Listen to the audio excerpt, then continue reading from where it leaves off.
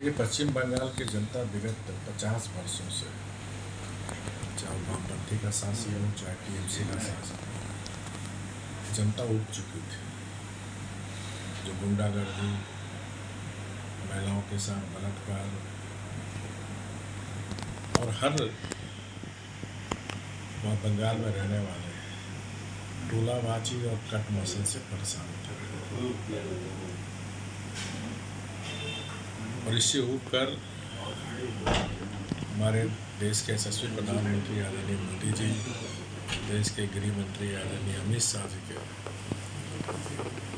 मार्गदर्शन में पश्चिम बंगाल की जनता, जिस पश्चिम बंगाल से भारतीय जनता पार्टी का जो जनसंघ का डॉक्टर श्यामा मुखर्जी जी की धरती है, और उस धरती में सर अटल बिहारी वाजपेयी आडवाणी जी और करोड़ों कार्यकर्ताओं का सपना था, जहाँ पश्चिम बंगाल से भारतीय जनता पार्टी की विचारधारा पैदा हुई थी, वो बंगाल हमारा हो।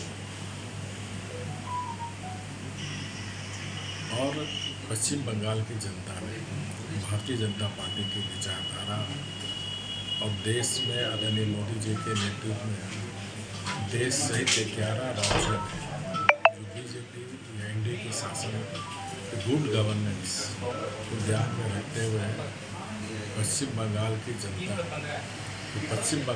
जनता दूसरी आज़ादी उन्हें मिली है इस चुनाव में।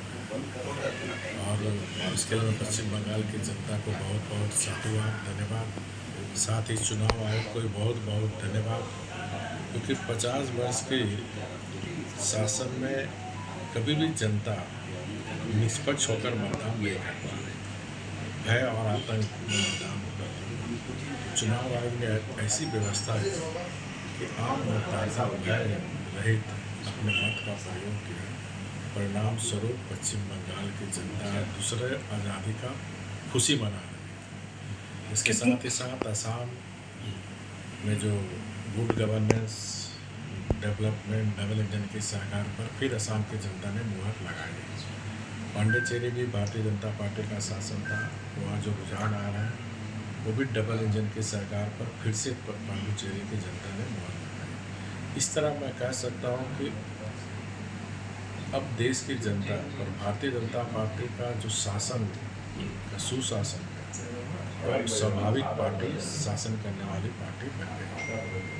क्या लगता है सर, बंगाल में पार्टी दोहरा शतक मार पाएगी? क्योंकि 195 सीटों से अभी भाजपा आगे चल रही है पश्चिम बंगाल। जो रुझान आ रहा है उससे मैं कह सकता हूँ कि डबल सेंचुरी वहाँ पश्चिम बंगाल की जनता भारतीय जनता पार्टी को देगी।